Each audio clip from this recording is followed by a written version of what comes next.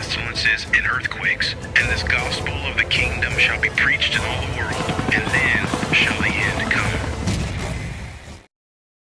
Attempts to put together his new governmental coalition, different Middle Eastern factions are staking out their positions concerning the coming peace proposal called the Deal of the Century. The announced date for release of Trump's peace deal is June the 4th.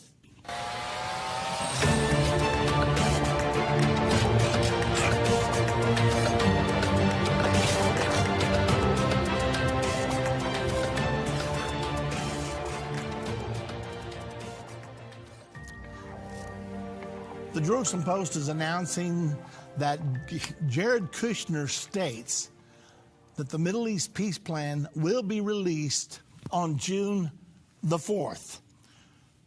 Jared Kushner, U.S. President Donald Trump's senior advisor, told foreign diplomats on Wednesday that the deal of the century will be released in June after Ramadan. A source familiar with the remarks told the Jerusalem Post. Ramadan, by the way, begins on May the 5th and ends June the 4th. Kushner spoke in front of 100 foreign diplomats and ambassadors at the Blair House and asked them to keep an open mind regarding the plan. However, he did not provide any new details about the plan itself.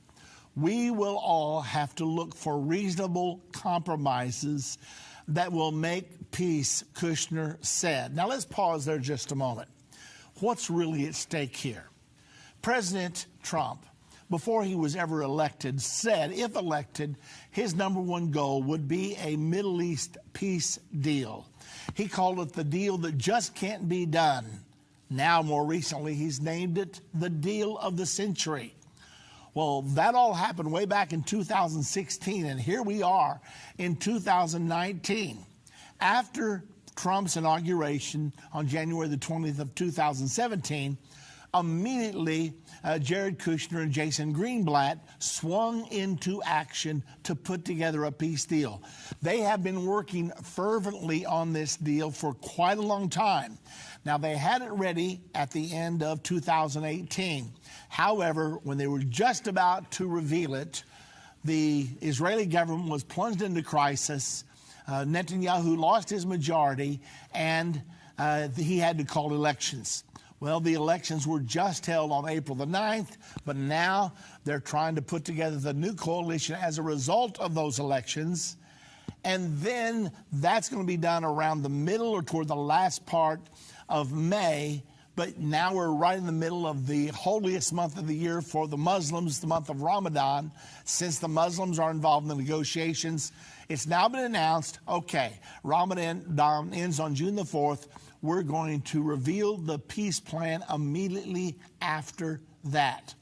Now, in the meantime, comments are flying fast and furious. There's speculation about what the plan does contain, what it does not contain. Does it provide for a two-state solution, or is it a one-state solution?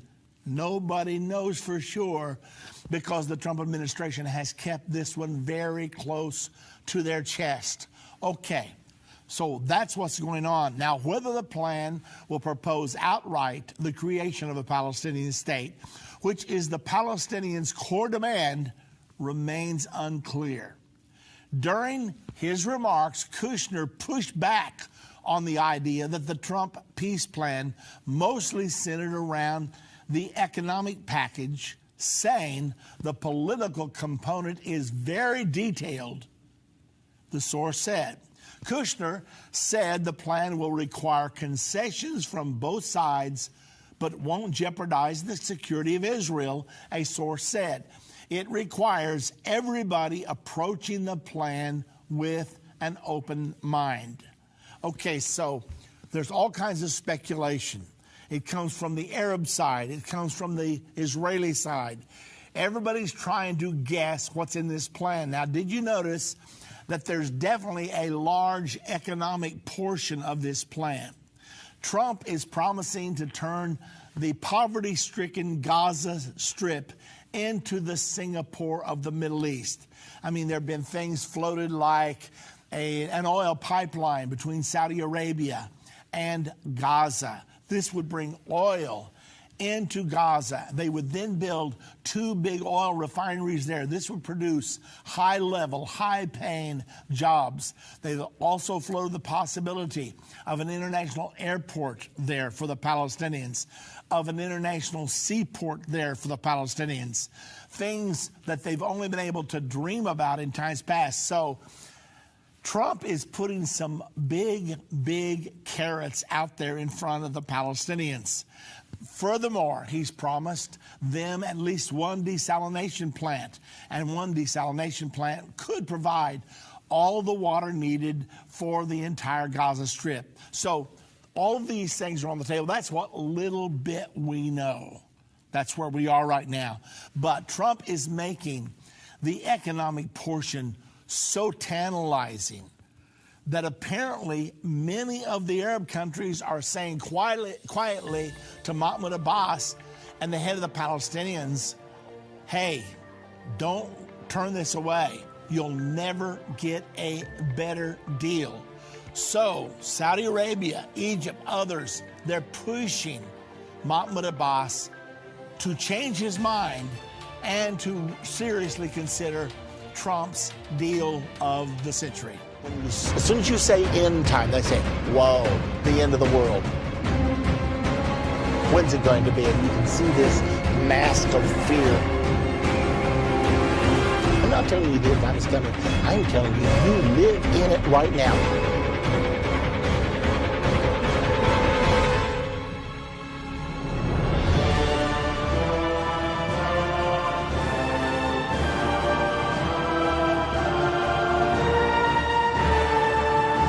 Daniel chapter number 7, verse number 4. The first beast was like a lion. We have the eagle used continually to depict the United States of America. You see it on governmental we are the generation for which these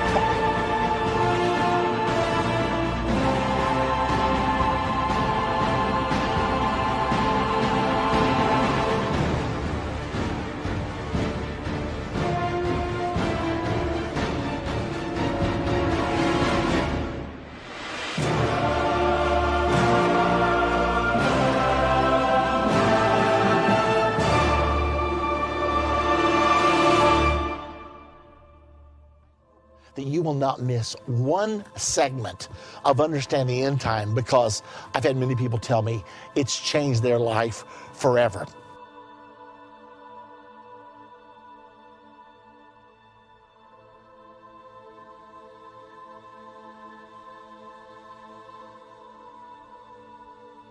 Many of the major prophecies of the Bible are given to us 2, 3, some of them as high as 4 or 5 times.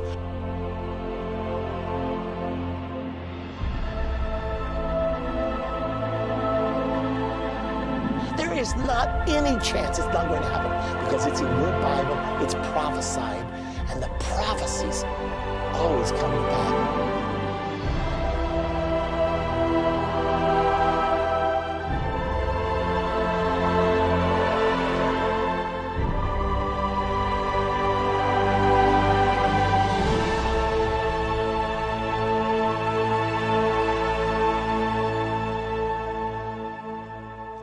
Things are happening. Netanyahu is negotiating his government right now. We will soon be able to get a picture of what it's going to look like. And then shortly after that, I don't know for sure when he'll have his government completed, but I would say within the next 2 weeks. And then shortly after that, we will see the revealing of Trump's peace plan. We've been waiting for this for a long time. But now I'll remind you that this plan, if it is successful, if they sign this peace agreement, it will be the greatest prophetic fulfillment in 2,000 years. It will mark the beginning of the final 7 years to the Battle of Armageddon and the second coming of Jesus Christ. I almost have to pinch myself to think, am I really saying that? Have I lived to the point that we actually could enter the final 7 years in 2019? That's not a prediction. It's not a prophecy. I don't know for sure. All I can tell you is Trump has been working on this peace plan for over 2 years now. They are ready to yank the cover off of it come June the 4th, according to Jared Kushner, President Trump's son-in-law. So it's going to be a big deal.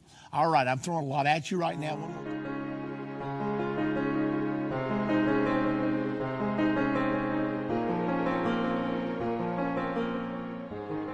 So I want to go back to an article we have. It's entitled, Fatah Official, Arab States Pressuring Us to Accept Deal of the Century. This comes from the Jerusalem Post on the 21st of this month. A senior Fatah official, now Fatah is Mahmoud Abbas's political party, a senior Fatah official said that some Arab states have been exerting immense pressure. Are you listening carefully? Some Arab states are exerting immense pressure on the Palestinians to accept Trump's peace plan, also known as the deal of the century. The unnamed official told Al-Khaleej's online news that Saudi Arabia was spearheading the campaign of pressure to force the Palestinians to positively respond to Trump's upcoming plan. Some Arab countries, especially Saudi Arabia, Egypt, and the United Arab Emirates, are very interested in the deal of the century, the official claimed. They are using all means, including political and financial blackmail, to force the Palestinians to accept the deal of the century, despite all the dangers it poses to the Palestinian cause. Now let's pause there a moment. Why are they doing this? Because Trump has gone about getting this peace process going from a totally different angle. You talk about thinking outside the box. Normally it's been, okay, Mahmoud Abbas, Benjamin Netanyahu, come sit down at this table, let's get a peace deal. It hasn't worked. Well, now then, Trump has gone to Saudi Arabia, to the United Arab Emirates, to Egypt, all of the surrounding Arab countries that support the Palestinians, and has said to them, look, there's a lot in this for you, and we can get rid of this thorny Palestinian problem if you will just help us convince the Palestinians. So what are they doing? They are using immense pressure on the Palestinians. Now, let's pause a moment to think about what kind of pressure the Palestinians are under. America was given $750 million a year to the Palestinians in one form or another. America, I believe, has stopped every bit of that aid right now. $750 million cut off from the Palestinians. Then Israel says, hey, you're paying salaries to the terrorists that killed our Jews, and yet you expect us to collect the taxes and to give them to you to the tune of $150 million per month. And whatever you were paying them, we know how much it is. We've got all the financial records. We're cutting that off. It's over $100 million per month that Israel has severed from the Palestinian income. Consequently, the Palestinians are screaming to their Arab brethren, saying, we need help here. We're going under here. We can't pay our bills. We'll soon cease to exist. We'll soon be bankrupt. That's what's going on. We're talking about immense pressure. $150 million a month. How would you like to have $150 million a month cut out of your income? It'd be a real problem for me, I promise you. Well, anyway, the Palestinian leadership, the official said, will not submit to any Arab, American, or even Israeli pressure to accept the deal. Meanwhile, Palestinian Authority President Mahmoud Abbas said on Sunday that the U.S. administration has nothing to offer the Palestinians after all the decisions it has taken since December 2017, which include recognition of Jerusalem as Israel's capital, the transfer of the U.S. Embassy from Tel Aviv to Jerusalem, and the suspension of U.S. financial aid to the Palestinians. Now, on top of that, Trump has now recognized Israel's right to permanently keep the Golan Heights. Yesterday, we get this blockbuster announcement. Netanyahu says, we so are thankful for this statement and this stance by America that we're going to name a new town in the Golan Heights after Donald Trump. Well, do you think Trump likes that?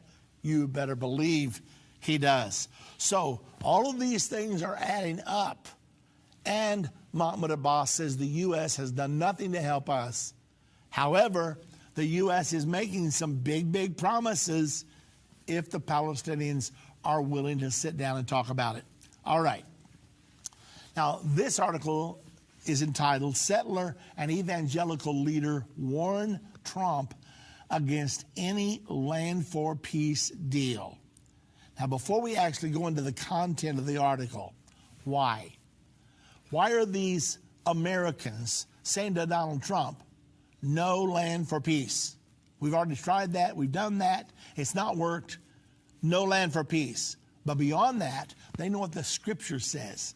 We know the Bible tells Israel that they are not to trade land for peace, that they are to totally inhabit the promised land as it was described by God to Abraham in Genesis chapter 15, verse number 18. Now, this article comes from the Jerusalem Post just about a week ago. U.S. President Donald Trump's pending peace deal to resolve the Israeli-Palestinian conflict must not include a demand that Israel withdraw from territory, including in the West Bank. Settler leader Yossi Dagon and evangelical leader Tony Perkins warned on Tuesday.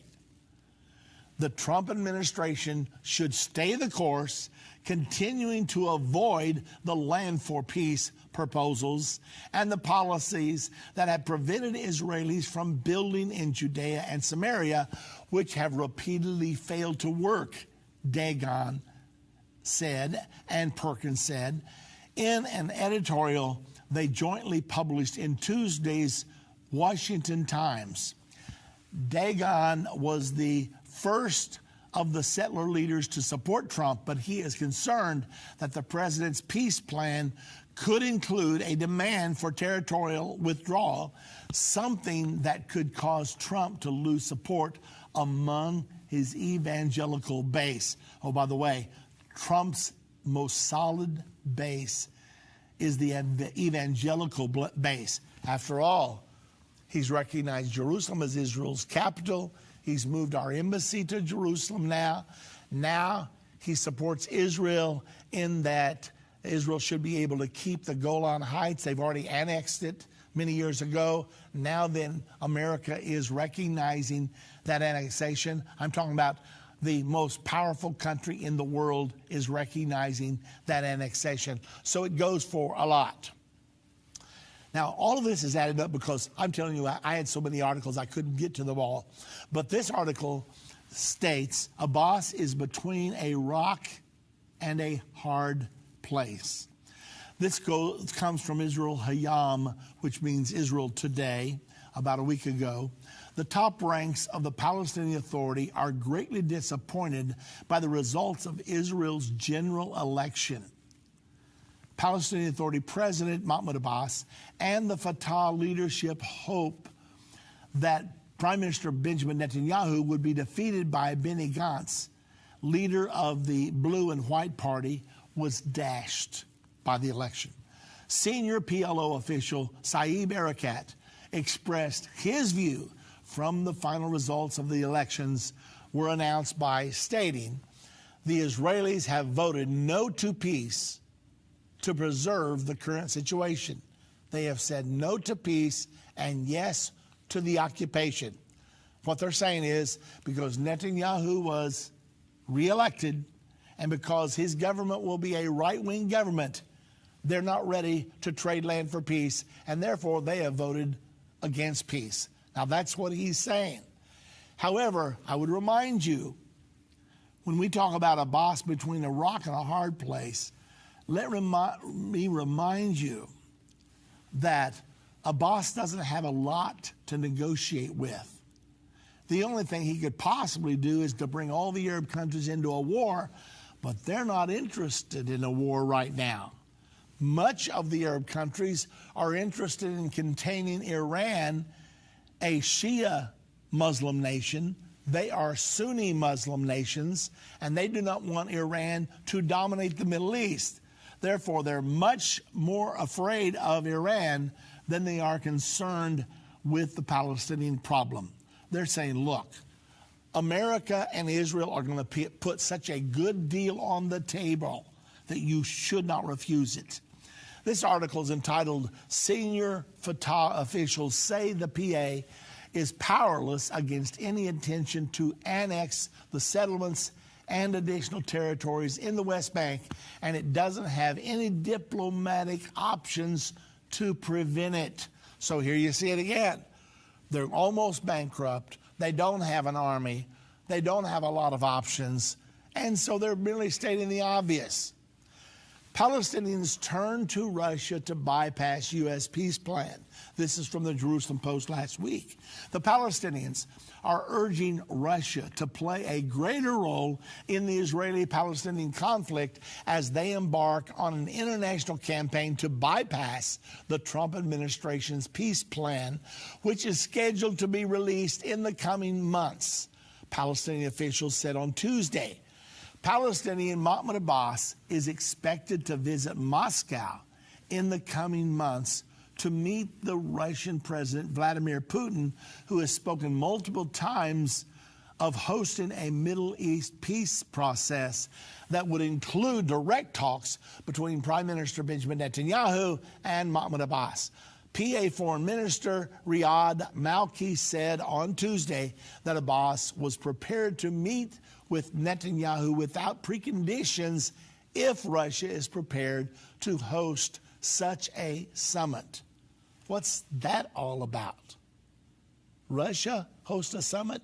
Yeah, Abbas is saying, I'm not going back to the peace table with just the United States and Israel alone. I need someone there who has my back like the United States has Israel's back. Therefore, Putin has invited both Israel and the Palestinians to Moscow for peace talks. Now, it hasn't happened yet, but do you remember in the prophecy about the final 7 years that will be triggered by this peace agreement? It says that the Antichrist will confirm the Abrahamic covenant with many. With many. So there's going to be more players involved. Some people think Saudi Arabia, United Arab Emirates, Jordan, Egypt will all be involved in the peace process. The European Union wants to be there. The United Nations wants to be there. The United States will be there. So can you imagine if Russia, the United States, the Palestinians, the Israelis, the European Union, the United Nations, and all the other players, can you imagine them in a big international peace conference? Especially if Donald Trump's plan is as thorough as we think it is and as thorough as they say that it is. Now think about this. This plan is going to be released June the 4th. That could be the day that the peace plan hits the table that will ultimately result in the beginning of the final 7 years to the Battle of Armageddon and the Second Coming. Is anybody out there listening to me? Do you understand the impact of what I'm telling you today? Now, maybe once the deal is revealed, perhaps they're going to kick the can down the road for another 3 months, 4 months. But Donald Trump doesn't like to deal that way. He likes to get things done. So let's just say the Palestinians look at it and say, well, we can't accept that, can't accept that. Yeah, we could accept this, and we could accept this, but not that. Can you imagine the negotiations that could take place? It's so easy. And then the Israelis come along and say, well, we'll take that, that, and that, but we can't accept this. So the negotiations have now begun. And every time there's a difficult issue as far as Israel is concerned, President Trump looks over Benjamin Netanyahu's shoulder and says, hey, Bibi, remember? I moved our embassy to Jerusalem. Now, I told you you're going to have to be flexible. You can't get all the time without giving anything. And don't forget, I've recognized the Golan Heights as officially belonging to Israel right now. Now, what's that worth to you? Now, Bibi, you got to loosen up here a little bit so the negotiations will go on. Now, that's what you can expect over the next few months, if in fact negotiations begin. Now, if negotiations do not begin, expect another peace agreement from another source to come up, but it will possibly contain about the same thing.